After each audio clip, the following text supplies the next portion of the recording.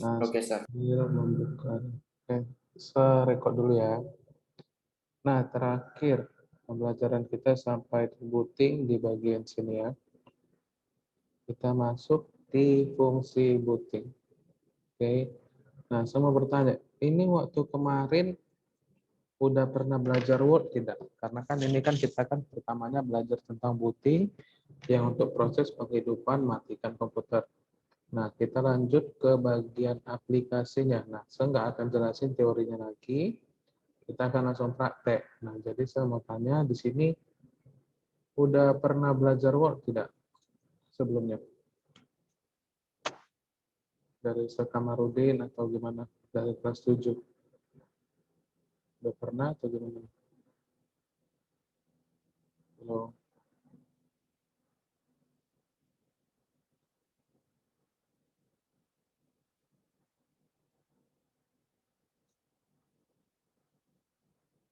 Oke, kita tunggu 2 menit lagi.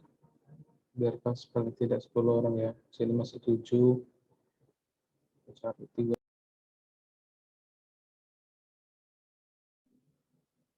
Oke, saya mau tanya, kenapa tiap masuk di kelas 8C jaringannya selalu masalah?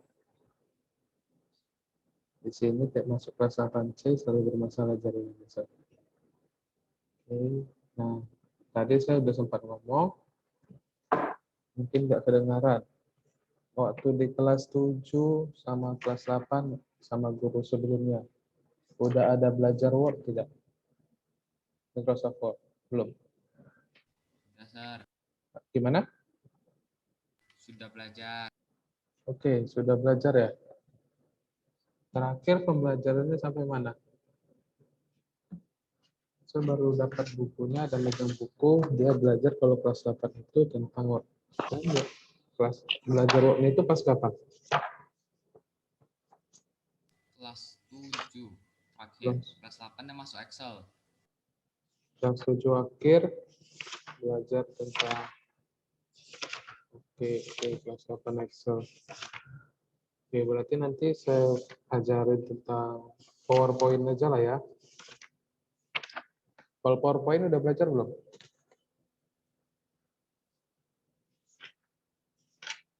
Poinnya tapi kita bukan belajarnya cara untuk memasukkan gambar dan sebagainya nih.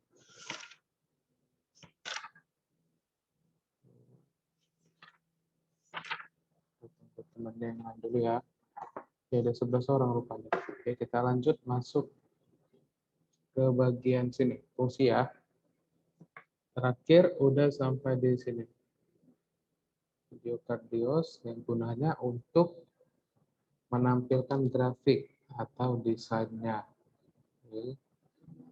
Nah, kita lanjut di bagian fungsi booting.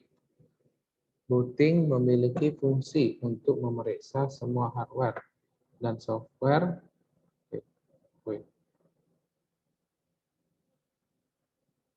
Oke, booting memiliki fungsi untuk memeriksa semua hardware dan software pada sistem komputer. Semua file yang tersimpan di dalam chip ROM akan dimuat untuk menjalankan sistem saat proses booting berlangsung. Nah, ROM itu adalah read-only memory. Oke, read-only memory. Oke, selama proses booting berlangsung, sistem akan membaca semua informasi dari file tersebut yang disimpan di dalam chip ROM. Nah, di sini saya buat chip ROM ini.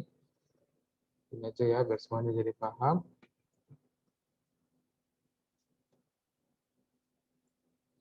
Nah, chip ROM ini akan membaca semua perintah yang tersimpan di dalam file tersebut. Kemudian barulah semua informasi pada sistem akan ditampilkan. Nah, ROM ini biasanya bersifat permanen atau lama. Jadi ketika komputer hidup, dia akan membaca semua perintahnya. Jadi maksudnya ketika komputer hidup, akan nampak semua yang ada di dalam komputernya. Entah aplikasi apa yang sudah ada di dalam dan data-data apa aja yang udah kita buat. Jadi data-datanya itu tidak akan hilang kecuali kita reset pabrik. Oke, ketika kita reset pabrik, maka semuanya akan hilang aplikasi, data, dan sebagainya. Oke, di bagian fungsi, di sini sudah paham. Kita lanjut di bagian jenis-jenis booting. Oke.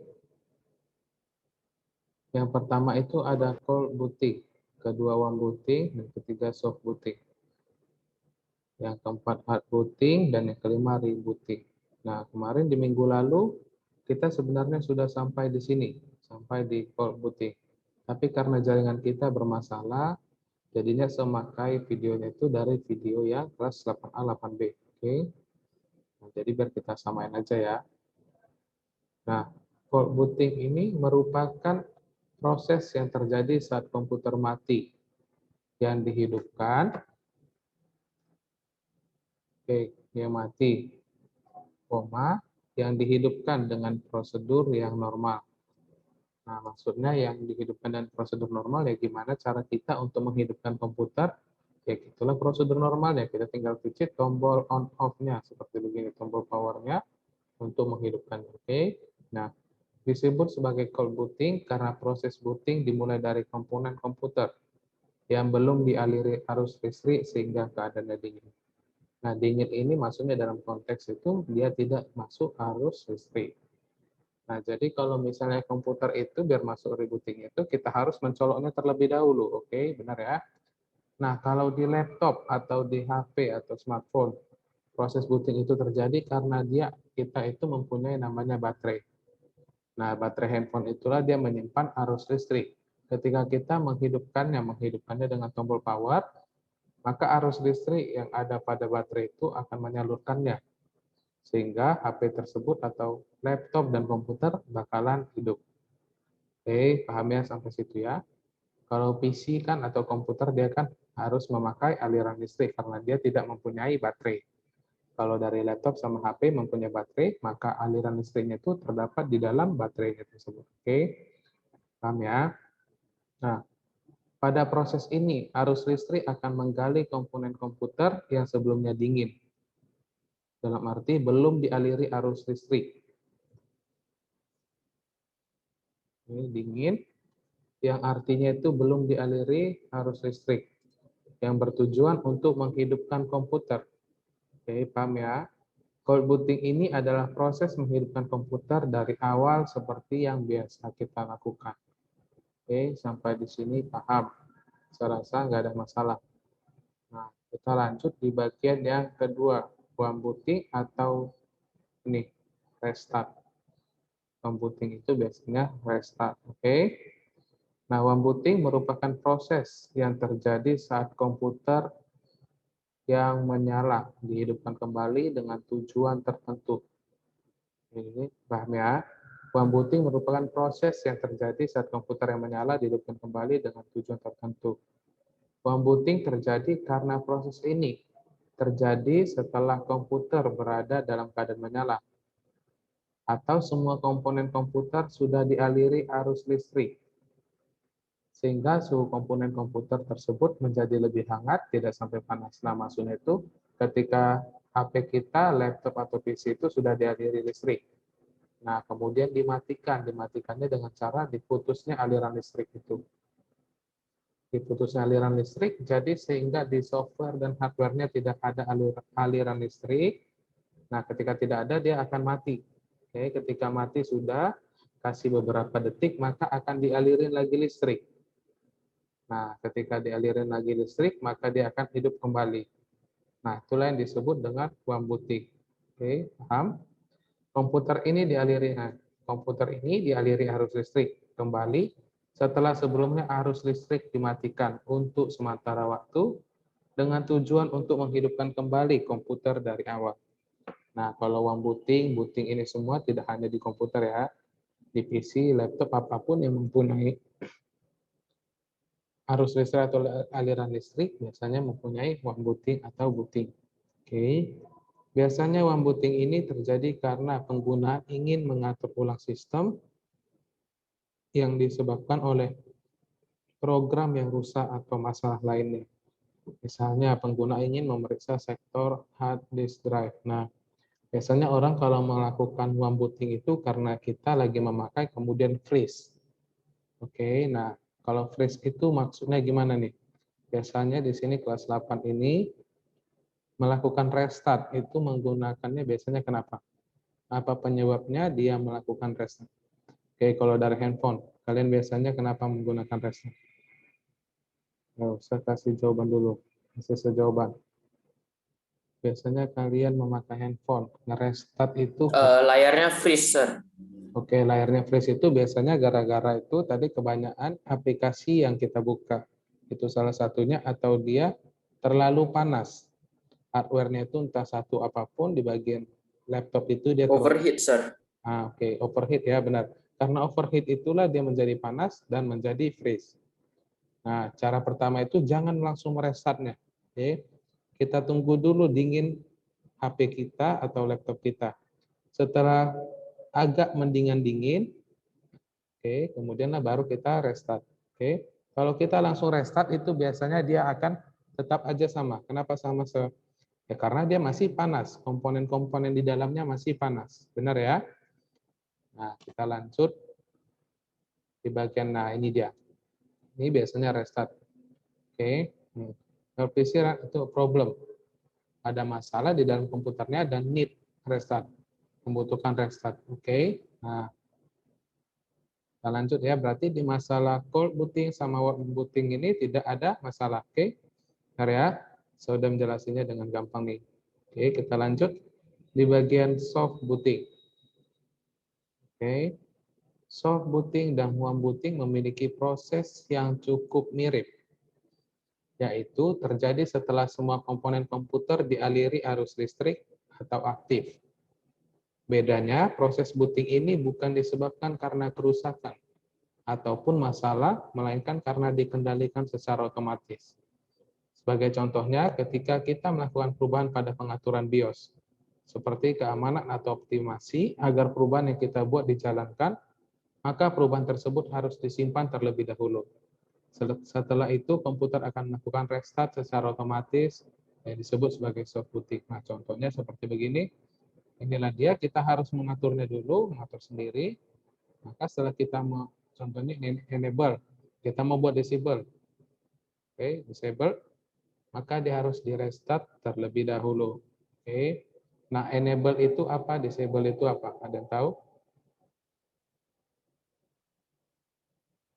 Oke, kalau enable itu biasanya artinya itu diaktifkan. Kalau disable itu artinya dinonaktifkan. Oke, paham ya? Nah, kalau di ini adalah seperti di laptop atau di PC. Kalau di handphone itu dia biasanya itu yang di tombol yang gambarnya itu Android yang lagi diapain mesinnya. Ada yang pernah tahu tidak? Di reboot itu namanya biasanya. Nah, itu dia biasanya itu soft booting. Kita harus menambahkannya, kemudian di restart. Nah, atau contohnya seperti begini soft booting ini. Ketika kita mendownload aplikasi, sudah kita download. Nah, kita menghapusnya dari control panel. Oke, di dalam control panel itu setelah kita menghapus aplikasinya, itu biasanya dia meminta restart. Kenapa mesti merestart? Biar semua file-filenya atau sampah-sampah di dalamnya akan dihapuskan. Kalau misalnya sudah kita hapus aplikasinya, tapi kita tidak restart, itu biasanya tidak ada masalah. Cuman lebih baik kalau kita restart, karena file-file apapun yang ada di dalam tentang aplikasi tersebut akan hilang. Oke, sampai di sini paham ya? Nah, kemudian kita lanjut. Setelah ini rencananya kita mau buat tentang Microsoft Word nih pembelajarannya, tapi katanya udah pernah belajar ya. Oke, kita lanjut nih.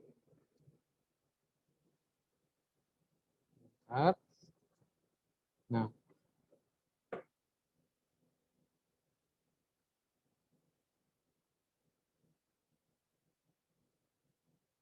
ini hak booting. Proses booting ini biasanya terjadi karena komputer tidak merespon atau diam dalam waktu yang lama, alias ngehang, nge-freeze, atau gimana pun, sehingga kita terpaksa merestartnya secara oke. Di sini sehingga kita terpaksa ngerestart dengan menekan tombol reset. Oke. Pada komputer. Pada komputer terdapat dua tombol, yaitu power dan restart atau reset. Nah, biasanya kalau tombol power itu dia besar seperti begini ya. Nah, dia besar seperti begini, tetapi kalau tombol resetnya itu biasanya itu dia hanya tombol kecil yang berada biasanya diletaknya di bawah tombol powernya. Ada yang pernah lihat tidak? Oke, nah itulah adalah hard bootingnya. Kita menekan tombol klik yang di bawah tombol powernya itu tombol kecil. Itulah untuk meresetnya. Oke, berbeda dengan tombol power yang jika ditekan lama akan membuat komputer kita mati, tetapi tombol reset akan melakukan reboot atau reset secara paksa. Oke, reset, restart secara paksa. Perlu kita ketahui, menekan tombol power untuk melakukan force shutdown dapat membahayakan kesehatan hard disk drive Anda. Nah, kenapa bisa dapat membahayakan? Karena ketika kita contohnya nge-freeze nih, kita lagi membuka sesuatu, ketika kita atau mengisi data. Contohnya kita lagi membuat sesuatu di dalam Word. Oke. Ketika kita memaksanya di dalam force shutdown, itu bisa membahayakan kesehatan hard disknya. Kesehatannya ini maksudnya adalah maksudnya itu ya dalam file-filenya itu bisa hilang.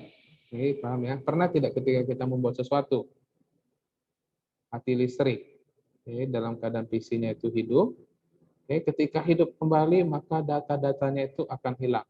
Benar ya? Kenapa hilang? Karena kita tidak disimpan. Oke, itulah yang dimaksud dapat membahayakan kesehatan hard disk drive Anda. Yang sudah kita kerjakan bisa hilang. Nah, sama dengan seperti kita ketika orang tua menyuruh kita dengan paksaan atau ketika kita tidak mengerjakannya dengan sungguh-sungguh. Itu biasanya di mana hasilnya?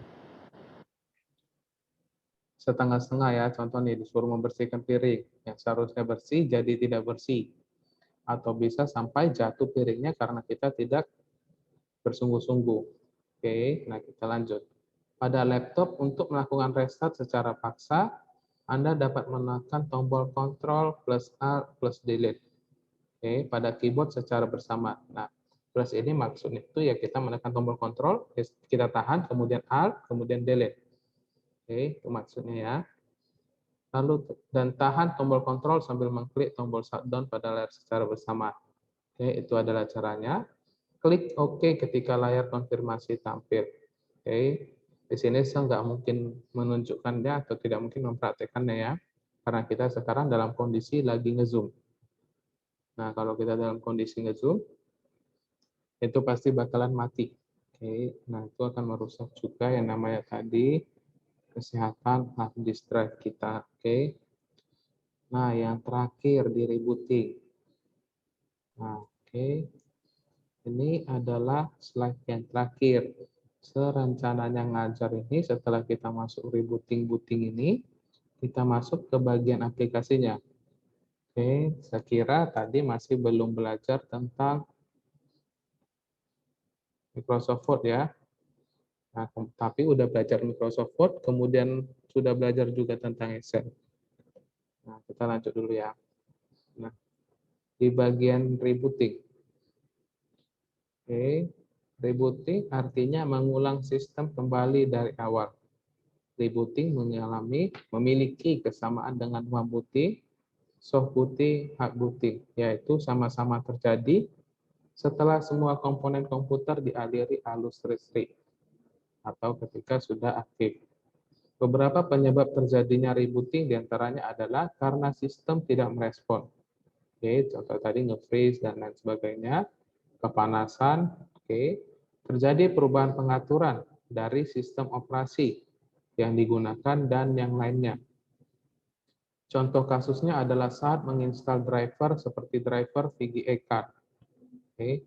Nah, agar berfungsi dari drive VGA card tersebut agar optimal, maka kita perlu mereboot komputer Anda, mereboot komputer kita sendiri. Kemudian sistem operasi akan membaca ulang hardware perangkat kerasnya dan software perangkat lunak di bagian driver yang sudah terinstall atau terpasang. Nah, contohnya seperti begini, sama dia tadi di bagian seperti soft booting. Oke, hampir sama tetapi memiliki yang lain. Oke, mungkin setelah soft booting maka dia akan melakukan rebooting. Nah, seperti ini. Your PC will restart several times. This mic, nah, seperti ini. Oke, ini saya ngambilnya. Nah, sampai di sini ada yang mau ditanyain tidak tentang materi ini? Kita udah habis nih. Di bagian fungsi, jenis puting, sama fungsinya dan jenis-jenis puting. Ada yang mau ditanyain? Nggak ada, Sir. Oke, kalau tidak ada, Nisa save dulu nih. Kita sekarang, kita lanjut materi kita. Saya udah buat juga. Kita hari ini belajarnya tentang Word lagi ya, tapi kita mungkin belajarnya itu kan kalau kemarin Word-nya itu yang pemula ya atau gimana. Nah, di sini kita sekarang belajarnya, seharap di sini semuanya ngomong. Ngomong dalam arti saya bertanya, kalian yang menjawab. Oke, menjawabnya itu seperti begini. Saya kasih contoh W. Sebentar ya, saya buka dulu.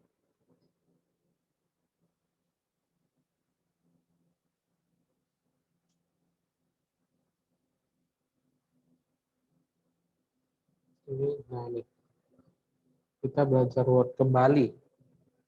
Kemarin saya mau mengingat dulu sama kelas 8C.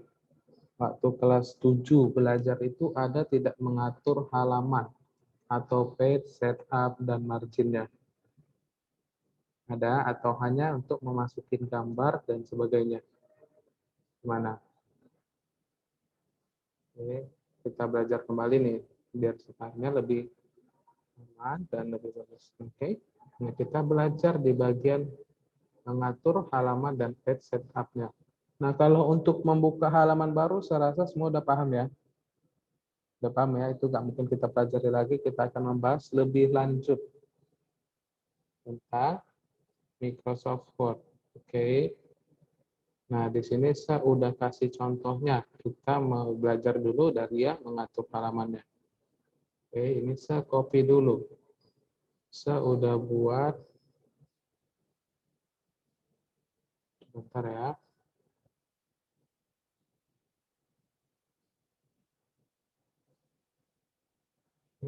Nah, ini ada dua file Word yang berbeda. Nah, tadi awalnya adalah satu. Nah, di sini kemarin kita sudah belajar itu cara ini, memakai ini, benar ya? Untuk rata tengah, rata kiri, rata kanan, dan ini seperti begini menjadi, select. Bentar.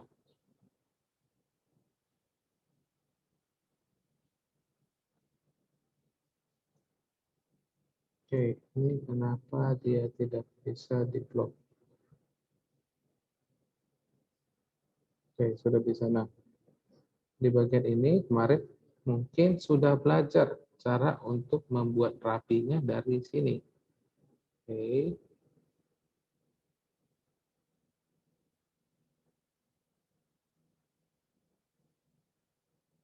Nah, terakhir itu mungkin belajarnya itu cara untuk merapikannya. Nah, sekarang kita coba belajar cara untuk membuat sebuah, apa dibilangnya, cara untuk membuat halaman. Ada yang tahu tidak gimana cara untuk membuat halaman? Oke, atau cara membuat sebelumnya. Sebentar, saya buka dahulu. Saya kasih contoh saja seperti,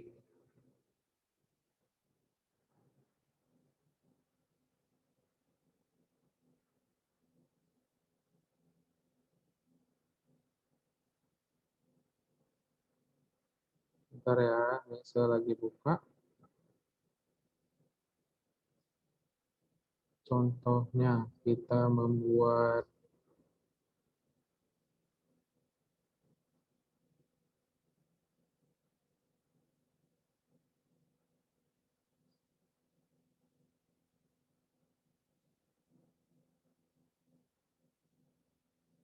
nah contohnya seperti begini.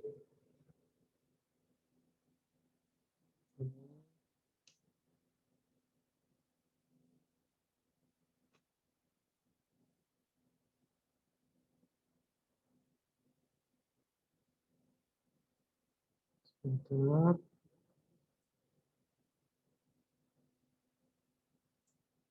Nah, ini saya share screen. Tentang begini. Kemarin, terakhir pembelajaran. Semua sudah pandai memakai yang namanya rule. Oke, atau penggaris di bagian sininya. Saya kasih ambil contohnya seperti begini. Oke, nah yang mau saya tanya itu begini. Ini saya simpan dulu.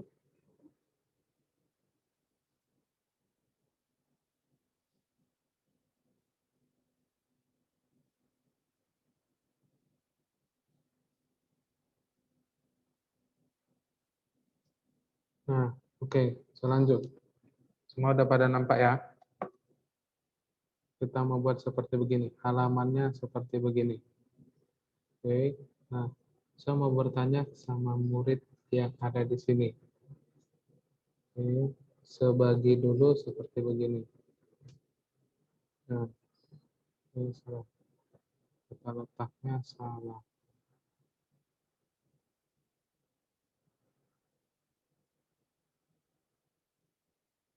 Nah, seperti begini. Kita belajar untuk membuat kembali cara supaya menggunakan ini. Oke, yang pertama ada yang tahu tidak gimana caranya? Kita belajar ini seperti tanda untuk lamaran kerja. Kalau dalam bahasa Indonesia biasanya kalau misalnya sudah masuk sekolah, itu membuat lamaran kerja itu dengan cara menulisnya. Jadi cara menulisnya seperti begini, namanya siapa dan segala macam. Oke, di sini kalau untuk membuat tulisan rata tengah, semua udah pada tahu ya, benar ya.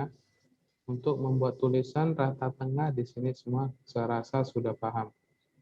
Oke, kita buat contohnya di sini adalah Sekolah Medan Mulia, ya, atau Mianzong. Ini atau biasa Mianzong. Nah, kalau untuk rata tengah itu kita biasanya memakai ini. Nah, saya di sini kasih tipsnya saja. Oke, di sini saya kasih tips. Saya harap di sini semua paham. Oke, semua paham dan coba dilihat. Ini mungkin pelajarannya biasa saja, tapi saya kasih contohnya seperti begini. Nah, kalau untuk di sini biasanya saya tidak memakai harus mengklik-klik seperti begini. Oke, saya langsung Ctrl E supaya di tengah. Oke, nah Ctrl E supaya di tengah, Ctrl B supaya membesar, dan untuk memperbesar tulisannya, biasa kita harus mengklik tombol fontnya seperti begini. Oke, nah, untuk memperbesarnya, nah, di sini ada tulisannya Ctrl Shift P. Kalau kita sudah belajar komputer, sudah memahami, kita seharusnya mengurangi, kita memakai mouse. Kita harus lebih banyak untuk bermain di keyboard. Oke, nah, kita biasanya memakai Ctrl Shift P. Oke, Ctrl Shift P besar untuk memperbesarnya. Nah, memperbesarnya seperti begini. Ini lebih ribet. Cara untuknya seperti begini, lihat. Saya bisa memperkecilnya, memperbesar tanpa harus membuatnya. Tidak mau menekan Ctrl Shift P. Caranya gimana? Coba boleh dicatat nih. Saya kasih tips and trick-nya saja. Oke. Nah, ini untuk memperkecil, ini memperbesar. Nah, kalau di tombol keyboard, sebentar saya buka. Oke, nah ini keyboard ya. Biar saya kasih contohnya. Tips and trick cara memakainya. Oke. Nah, ini kita blok dulu. Nah, ini setelah di blok kita semau untuk memperbesar sama memperkecil tulisannya. Caranya seperti begini. Lihat, kalau di sini dibilang Ctrl Shift P, benar ya? Kalau kita tekan Ctrl, dari sini nampak nih, Ctrl Shift sama P, dia larinya seperti begini. Oke, larinya seperti begini, itu sama aja bohong ya. Nah, cara cepatnya itu begini. Lihat Ctrl, sepicit ini. Saya lupa ini namanya, tanda buka kurung kotak lah ya. Nah, ini untuk memperbesarnya. Lihat, sini saya tekan dari keyboardnya Ctrl, kemudian tombol ini. Dia akan otomatis membesar. Nih, lihat. Ini saya tekan Ctrl, nih. Nah, begini adalah cara untuk memperbesar dan memperkecil tulisannya. Ini lebih mudah daripada kita harus menekan tombol fontnya. Ini semua udah pada nampak ya. Nah, ini termasuk tips and triknya. Kalau di kelas 7 mungkin belajarnya hanya dari sini untuk memperbesar sama memperkecil. Nah, sini. Cara mudahnya yang tadi saya sudah ajarin. Tekan kontrol, kemudian ini. Saya lupa, ini ada yang tahu tidak apa namanya ini? Buka kurung, tutup kurung, apa ini? Ini dua. Ada yang tahu? Nah, nah inilah adalah untuk memperbesar, memperkecil. Kontrol E untuk membuat ke tengah. Kontrol Z untuk mengulang. Kontrol Y untuk undo. Nah untuk masalah ini semuanya udah pada paham belum? Ini bisa dilakukan juga di Microsoft yang lain. Nah, seperti Excel, PowerPoint, dan lain sebagainya. Nah, ini tidak dapat ilmunya dari yang lain. Kita lanjut di bagian sini. Nah, pernah tidak kalau misalnya melihat edaran surat? Nah, cara untuk membuat seperti begini, semua udah pada paham ya? Kita buat dulu contohnya di sini. Boleh di sini namanya. Ini sebagai contoh di sebelah kiri. Sini kita buat nama. Nah, ini kita matikan atau biasa kita tekan Ctrl B. Biasanya jarang kalau udah pakai di Word itu memakai ini. Harus mengklik-klik gini, seharus biasanya main di keyboardnya. Main di keyboard. Contohnya, wait sebentar ya. Terlalu banyak aplikasi sebuka ini.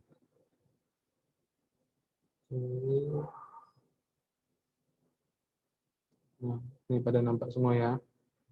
Nah, sama juga seperti tadi nih. Kalau misalnya kita untuk memperbesar, memperkecil Word. Kita biasanya begini ya, memperbesar. Untuk memperkecilnya, kita menekan tombol seperti begini. Benar? Benar ya? Nah, kalau di Windows 10, kita dikasih kemudahan. Kemudahannya itu gimana? Ini Word-nya besar. Yang ini juga besar. Cara untuk membaginya. Untuk membagi layarnya menjadi bagi dua. Ini cara untuk membuat layarnya menjadi bagi dua. Caranya itu seperti begini.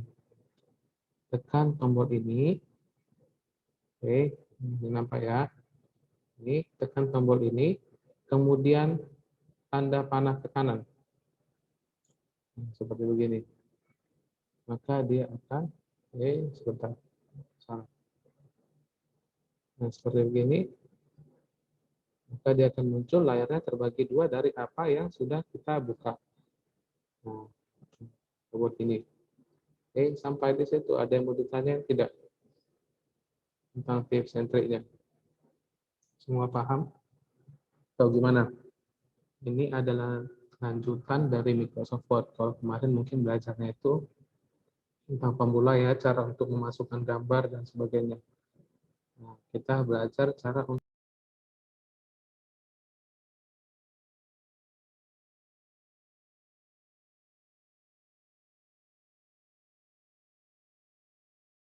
saya udah balik. Jaringannya bermasalah. Kita lanjut. Terakhir tadi saya topiknya bilang sampai mana nih? Terakhir topik kita sampai di sini tadi ya. Saya lupa mau ngomong apa nih. Ini kita lanjut ya. Nah, tadi.